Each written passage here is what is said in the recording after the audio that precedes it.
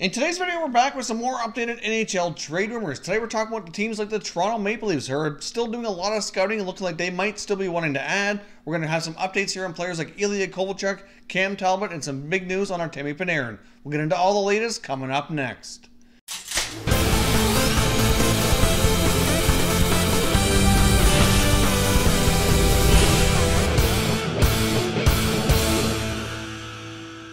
Hey everyone, and welcome back to another video here at Top Shelf Hockey. If you're new to the channel, thanks for stopping by. We review and discuss all 31 NHL teams, so if you're a huge hockey fan, consider subscribing and clicking the bell so you don't miss anything.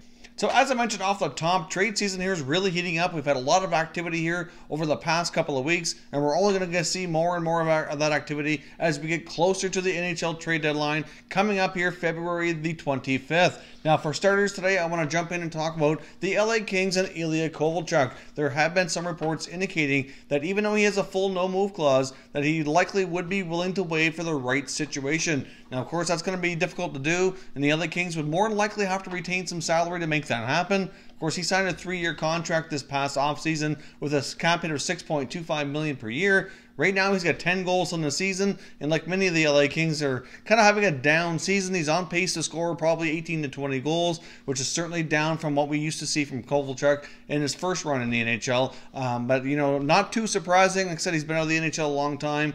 He's getting up there a little bit in age, and even though he's still in pretty good shape, he's not really playing on a team that's really built to score a lot, in my opinion. So a fresh scenery, new start for him, very well might ignite him and get some goals going like we are more used to seeing in the past. So as the LA Kings are still remaining near the bottom of the Western Conference, and even though they're really still technically not out of the playoff race, I really don't expect them to get back into the playoff hunt. They very well might make things interesting here a little bit down the stretch, but I fully still expect them to be sellers come the NHL trade deadline, and Kovalchuk's certainly a name to keep your eye on, but like I said, it will be tough to do with that contract. If they're able to retain some salary and find the right fit, then it very well might happen, but he is willing to go and take a look at some options should some trade proposals come up at least. So keep your eye on Kovalchuk here as we approach the deadline. Now, the Toronto Maple Leafs are a team that we've talked about a fair bit recently, acquiring Jake Muzzin. Of course, that was a big move for them, and there's been a lot of talk and speculation. Are they done, or are they going to continue to add here? But they have been doing a lot of scouting here lately, mostly with the Carolina Hurricanes and a little bit with the Detroit Red Wings. Frank Saravelli, a senior TSN writer, indicates he believes the Leafs have some interest in Detroit Red Wings forward Luke Glendening. Now, Glendening's a guy who's 29 years old, still has 2 years left on his contract at $1.8 million. Certainly a lot of familiarity there with Babcock, because he was part of the Red Wings organization for a long time, back when Babcock was the head coach there. So certainly a player that he would know quite well. And there's some belief, at least by Saravelli, that they're very interested in possibly acquiring him. I don't think it would be a very big asking price, but he's a versatile forward. He can play all three forward positions, would certainly add some depth to their bottom six. My only concern with adding a forward like Glendening, his contract's got 2 more years, $1.8 million, and with all the contracts that they need to sort out moving forward, obviously their cap situation is going to be managed very, very closely, very creatively to keep as many guys as they can in the fold. Adding another contract like that in the mix, to me, doesn't make a lot of sense, but we'll see what happens unless they traded out some other money. Maybe if they could get rid of that Nikita Zaitsev contract, that would make a lot of sense. That would actually put them in a more favorable cap situation, although I can't imagine that they would see a trade straight up here, Zaitsev for Glendening. That doesn't make sense, but maybe the Red Wings would be interested in taking Zaitsev on, and maybe it may be a bigger package involved here. We'll see. There's not really a lot of links besides the fact that the Leafs appear to have interest, but just because they appear to have interest, it doesn't appear as though anything is imminent right now. They've also been scouting the Carolina Hurricanes quite closely. Assistant General Manager Lawrence Gilman's been spotted at their past couple of games, and it is believed that they might be looking at a variety of players, and it's not really clear exactly what their motives are here. Obviously, earlier in the year, they've been linked to this team and the Hurricanes for a long time, specifically for a right-shot defenseman, because the Hurricanes do have a lot of them that they would be willing to move. They do have an abundance of guys in that position, more than any other team. And obviously, when the Leafs add up Muzzin, who's a left-shot defender, there's still some talk that they might add a right-shot defender. Hard to say if any of the contracts or those players still kind of work for their current cap situation now that it's changed here a little bit.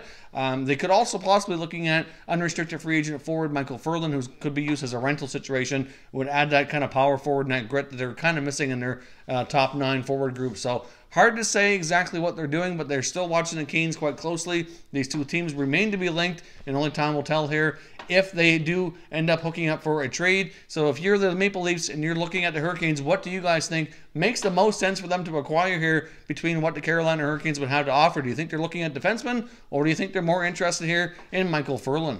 I also want to touch base here on the Colorado Avalanche. Now, the Avalanche are a team that started the year pretty solid, but have kind of fallen out of contention. And right now, we're outside the playoff race looking in, trying to get themselves back into the mix. And there is some belief out there by some reporters indicating that they believe the Colorado Avalanche, if they can, especially in the next couple of weeks, don't go any better and they're not looking like they're going to make the playoffs, that they would be willing to move right-handed shot defenseman Tyson Barrie.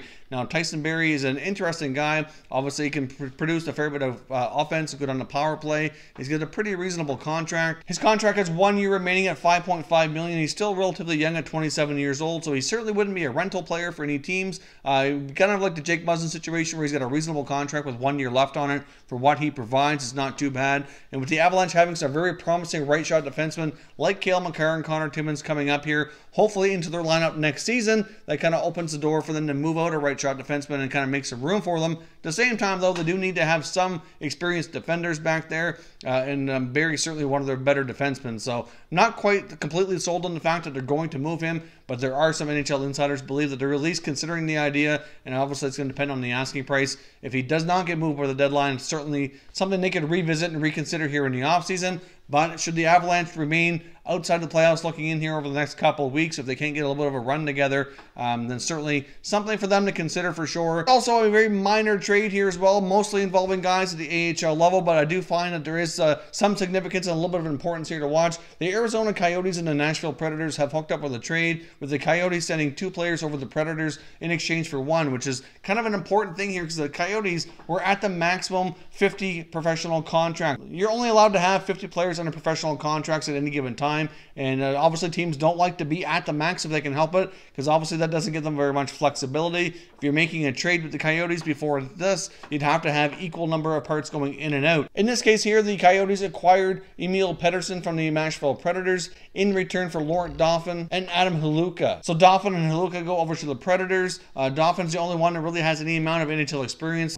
He's played off and on with the Coyotes organization over the past 3 or 4 seasons, has a limited amount of games. All of these guys very well could remain AHL players. Not a whole lot of significance there. Just the fact that it helps the Coyotes get under that maximum contract threshold so they can possibly make other moves here and take on an additional contract without having to worry about being maxed out. So we'll see what happens with the Coyotes here as they approach the deadline. They very well could end up being sellers again as they remain out of contention for the playoffs. But if they can get themselves back into the mix, then they may hold off here. According to Dave Pagnotta, the 4th period, there also seems to be a bit of a trade market heating up on Oilers goaltender Cam Talbot, which I find very interesting. According to Pagnotta here in the last couple of days, he says there's 4 to 5 teams interested in Cam Talbot, who is a pending unrestricted free agent goaltender. Likely not going back to the Oilers. That's pretty much a given at this point. Hard to say what kind of contract he could obtain on the open market this summer going into next year. Probably not going to get a long-term deal anywhere. So if he gets anything, probably going to have to be a short-term contract, lower value than what he's obviously earning now because of his poor play.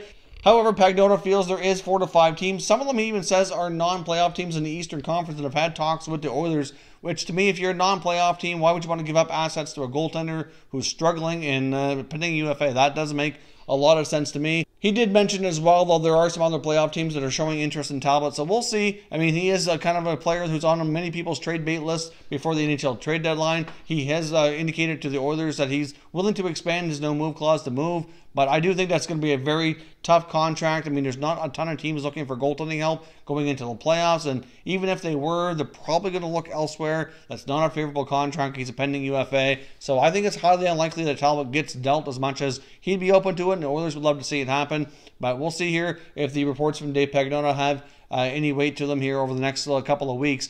He does feel there is a market for Talbot, but personally, I'm not so sure. Let me know down in the comments, do you think the Oilers stand a good chance to trade Talbot, or between his play and his contract, is that just going to prove too difficult here by the deadline? Now, lastly, I want to talk about Artemi Panarin and his situation with the Columbus Blue Jackets. There was some very interesting news came out today that Artemi Panarin has fired his agent, Dan Milstein, And his new agent just happens to be the same agent for fellow teammate and pending UFA Sergei Bobrovsky. So this certainly creates an interesting situation. Maybe the two players obviously intend to possibly play together. It's been speculated they both would like to maybe go to the Florida Panthers. Hard to say what kind of truth there is to that, but I know there's a lot of talk about them going to Florida here for some time. I don't think this really changes a whole lot with his situation in the Blue Jackets between now and the trade deadline. It doesn't change the fact that he will talk contract. He still indicated that nothing has changed in that respect. But obviously he still intends to go to market July 1st, but he will have new representation. But maybe that might increase the odds of them possibly getting a package deal together.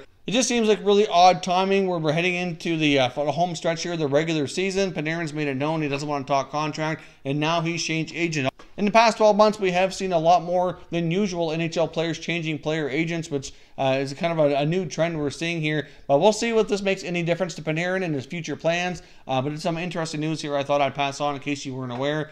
So Panarin now has new representation, and we'll see what happens here. Maybe him and Bobrovsky will go as a package deal either at the trade deadline or possibly as free agents this summer. Let me know what you think of that news down in the comment section, and we will continue the conversation. So that is all your news and notes on the NHL rumor mill for today. Of course, if you're new to the channel here, I hope you consider subscribing. We cover all 31 NHL teams, and there's plenty of content here for all hockey fans to enjoy. So if you give this video a thumbs up before you go as well, I'd appreciate it if you did. As always, thank you very much for watching, everybody. We will catch you next time.